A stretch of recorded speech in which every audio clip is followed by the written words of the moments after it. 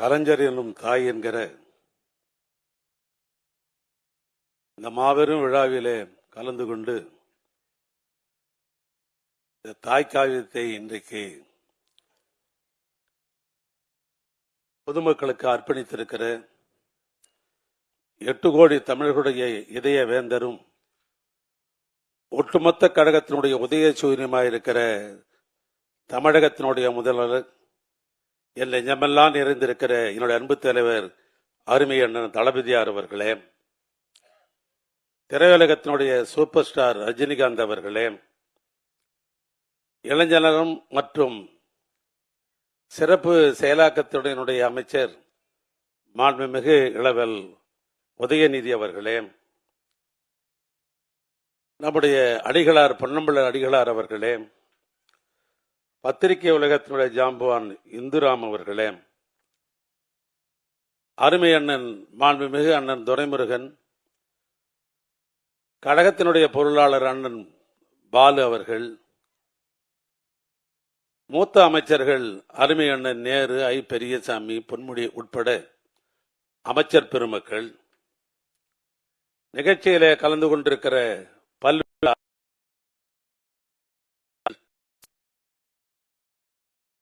சார்ந்த துறை செயலாளர்கள், அலுவலர் பெருமக்கள், பொதுப்பணி மற்றும் நெடுஞ்சாலைத்துறையை சார்ந்த பொறியாளர்கள், நாடாளுமன்ற சட்டமன்ற உறுப்பினர் பெருமக்கள், என்னுடைய அழைப்பை ஏற்றி வருகை புரிந்திருக்கிற ஆர்வலர்கள், ஆண்டோர் பெருமக்கள், சான்றோர் பெருமக்கள், இந்த புத்தகம் வெளியிடுவதற்கு எனக்கு உறுதுணையாக இருந்த அருணை கல்விக் குழுமத்தினுடைய துணைத் தலைவர் தம்பி தமிழ் பெருவுலத்தான் என்கிற குமரனுடைய அவரை சார்ந்த பேராசிரியர்கள், துறை தலைவர்கள், துணை பேராசிரியர்கள், ஆசிரியர் பெருமக்கள், இங்கே திரளாக கூடியிருக்கிற அருமையண்ணன் தலைவர் கலைஞருடைய உடன்பிறப்புகள், ஒருபடி அதிகமாக சொல்ல வேண்டும் என்று சொன்னால் தளபதியினுடைய தகைசால் தம்பிமார்கள் எல்லாம் கூடியிருக்கிற இந்த அரங்கத்தில் உங்கள் அனைவருக்கும் எனது பணிவான வணக்கத்தை நான் முதலில் தெரிவித்துக் கொள்ள விரும்புகிறேன். இந்த கலைஞர் என்னும் தாய் என்கிற இந்த புத்தகம் எழுதுவதற்கு எனக்கு உந்து சக்தியாக இருந்தது தலைவர் கலைஞர் எழுதிய நெஞ்சுக்கு நீதி.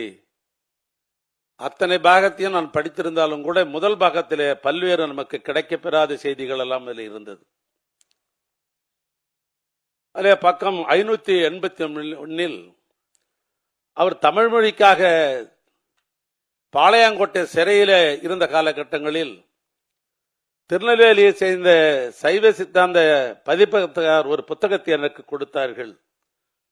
அதுதான் தாய்க்காவியம். ரஷ்ய எழுத்தாளர் மேக்சிம் கார்கி எழுதிய அந்த தாய்க்காவியத்தை நான் படித்தேன். பெருமைத்தக்க இனிமைத்தக்க ஒரு இனிமையை நான் பெற்றேன் என்று அவர் எழுதியிருந்தார்கள். அதற்கு பின்னால் அந்த புத்தகத்தை வாங்கி படிக்க வேண்டும் என்ற ஒரு எண்ணம் எனக்கு தோன்றியது. சென்னையில செஞ்சுரி புக்ஸ் அந்த பகுதிக்கு சென்று அங்கு அந்த புத்தகத்தை வாங்கி வந்தேன். அது ஒரு காரணம். இன்னொன்று, மதுரையில தியாகராஜ பல்கலைக்கழகத்தில தியாகராஜ கல்லூரியில தமிழ்த்துறையுடைய தலைவராக சங்கரநாராயணன் என்று ஒரு இருந்தார். அவர் அவ்வை நடராஜனுடைய உறவினர். அவர் அவ்வை நடராஜனுடைய தந்தை பேர் அவ்வை துரைசாமி என்று பெயர். அவரையும் நான் அறிவேன். அந்த சங்கரநாராயணன் என்பவர் அந்த தியாகராஜ கல்லூரியுடைய தமிழ்த்துறையுடைய தலைவராக இருந்தவர். அவர் வயது அவருக்கு 85. என்னை பார்க்க வேண்டும் என்று 2 நண்பர்களிடத்திலே சொல்லி அனுப்பினார்கள். நானே அவருடைய இல்லத்திற்கு போனேன். என்று சொன்னால் அவர் பிறந்தது திருவண்ணாமலைக்கும் பக்கத்தில் இருக்கிற கீழாத்தூர் என்பது. 85 ஒரு பெரியவர் நம்மை அழைக்கிறார் என்று நான் இல்லம் தேடி போனேன். அவர் மகன்தான் நம்முடைய தமிழக அரசிலே மெய்யகண்டத்தேவன் என்கிற ஒரு IAS அதிகாரியாக இருந்து பணியாற்றி வருவார். இந்த சங்கரநாராயணத்தை கொண்டு அவரிடத்திலே, ஐயா எங்களை வர சொன்னீர்கள் என்ன என்று கேட்டேன். அப்பொழுது சொன்னார், நான் நேரடியாக தமிழ்நாட்டு முதலமைச்சர் கலைஞரை பார்க்க எனக்கு வாய்ப்பில்லை. பல முறை நான் முயற்சித்திருக்கிறேன். ஆனால் நான் தமிழ் துறையில் இருந்து பல பேருக்கு முனைவராக டாக்டர் பெறுவதற்கு பல பேருக்கு நான் உதவியாக இருந்து பல பேருக்கு நான் டாக்டர் பெற்றும் பெறுவதற்கு நான் உதவியாக இருந்திருக்கிறேன். நான் புறநானூறு, அகநானூறு, பல்வேறு இலக்கியங்களை நான் படித்திருக்கிறேன். ஆனால் நான் எண்ணி பார்க்கிறேன், என்னுடைய 85 வயதிலே என்னுடைய தமிழ் தொண்டை நான் எண்ணி பார்க்கிற பொழுது பல புலவர் பெருமக்களிடத்திலே பல பேர் நான் பழகி இருக்கிறேன். ஆனால் எனக்கு ஆச்சரியத்தக்க செய்தி என்னவென்று சொன்னால், பட்டிமன்றமாக இருந்தாலும் முதல்ல இருப்பவர் கலைஞராகத்தான் இருக்கிறார். கவியரங்கமாக இருந்தாலும் அதில் முதல்ல கலைஞராகத்தான் இருக்கிறார். திரையுலகமாக என்று சொன்னாலும் அதிலும் கலைஞராக இருக்கிறார். ஏன் அரசனுடைய ஆட்சி என்று சொன்னாலும் அதிலும் இந்தியாவில் கலைஞர்தான் இருக்கிறார். ஆக எதிலும் முதலாக இருப்பவர் என்று சொல்லிவிட்டு சொன்னார். இது அனைவருக்கும் சாத்தியக்கூறு அல்ல. கருவிலே திரு இருந்தால்தான் அது அப்படி இருக்கும். எனவே கருவிலே திரு என்கிற இந்த தாய்மை கலைஞருக்கு இருந்த காரணத்தினால்தான் இந்தியாவிலே முதன்மையாக தாயாக இருக்கிறார். இந்த செய்தியை போய் சொல்லுங்கள் என்ற இடத்திலே சொன்னார்.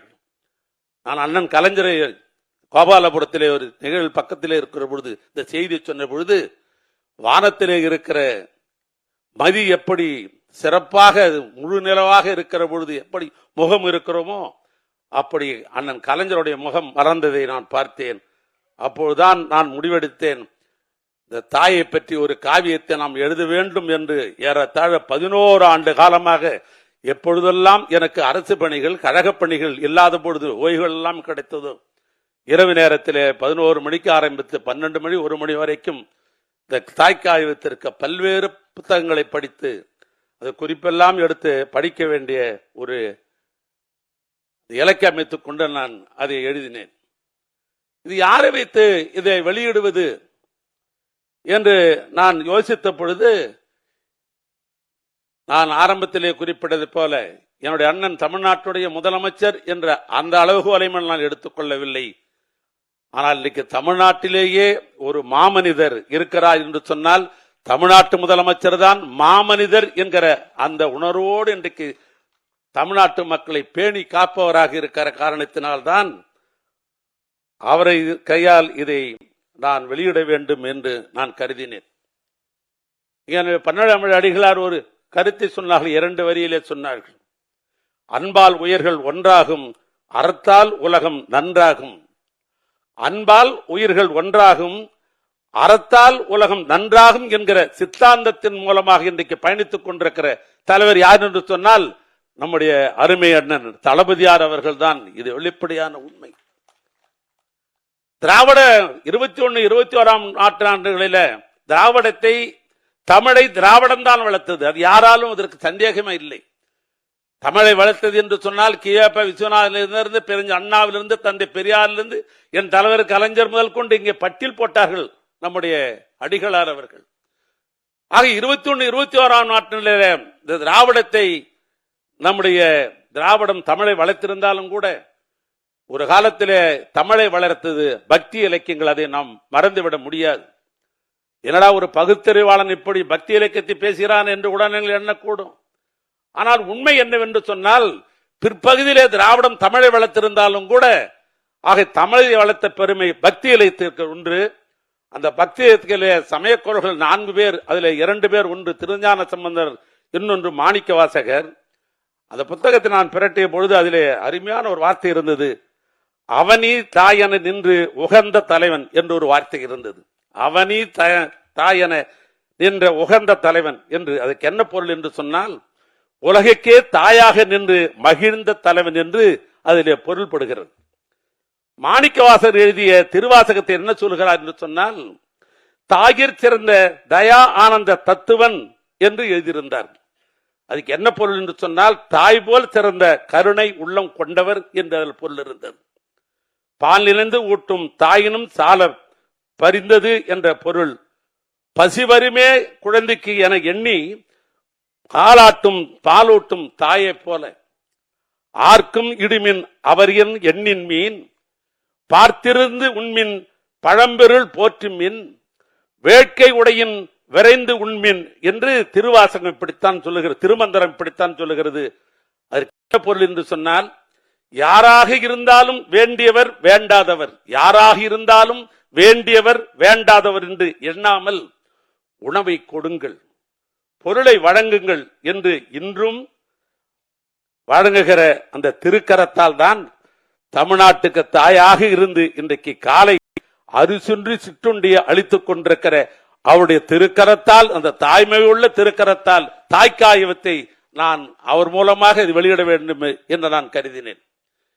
எனவே இன்றைக்கு தாய்நாட்டினுடைய தாயாக இருந்து இந்த புத்தகத்தை வெளிக்கொண்டு வந்ததற்காக நம்முடைய அருமையுடன் தளபதியா இருக்கிற மாமனிதருக்கு என்னுடைய சிறந்தார்ந்த நன்றியை இந்த நேரத்திலே நான் தெரிவித்துக் கொள்ள நான் விரும்புகிறேன்.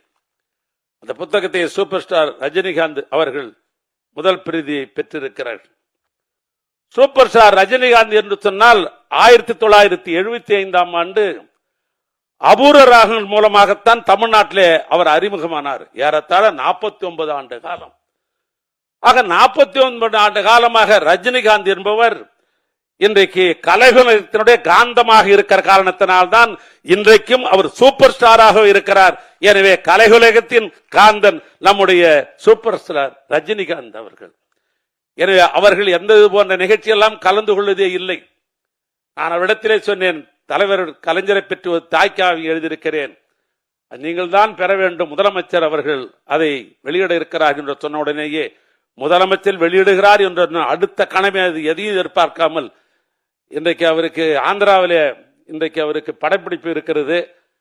ஆனாலும் கூட வைசாக்கில் அதையெல்லாம் விட்டு நேற்றைய தினமே இந்த புத்தகத்தை பெறுவதற்காக வந்திருக்கிற அவருக்கு என் சார்பாக முதல்ல நன்றியை தெரிவித்துக் கொள்கிறேன். அதே நேரத்தில் ஒரு செய்தியை, நான் யாருக்கும் தெரியாத ஒரு செய்தி, 1999ஆம் ஆண்டு தான் முதல்வன் என்கிற ஒரு படம் வந்தது.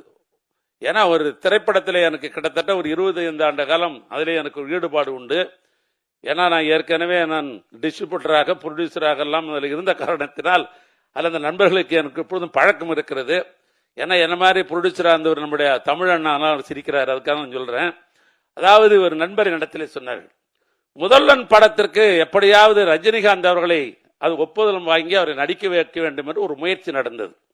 அவரிடத்திலே வந்து கேட்டார்கள், முதல்வன் படம் அருமையான படம், நன்றாக ஓடும், ஆனால் நீங்கள் அவசியம் இதில் கலந்து கொள்ள வேண்டும், நடிக்க வேண்டும் என்று கேட்டிருக்கிறார்கள். அவர் ஒரே வரியில் சொன்னாராம், தமிழ்நாட்டிலே பெரியவர் ஆண்டு கொண்டிருக்கிற பொழுது நான் அதில் நடிப்பதற்கு எனக்கு உடன்பாடு இல்லை என்று.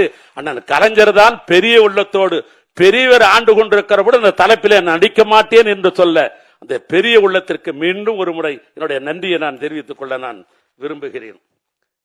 இங்கே வரவேற்பு நிகழ்த்திய நம்முடைய அன்பிற்குரிய நம்முடைய இளவலவர்கள், திராவிட இயக்கத்தினுடைய 5ஆம் தலைமுறைவர்.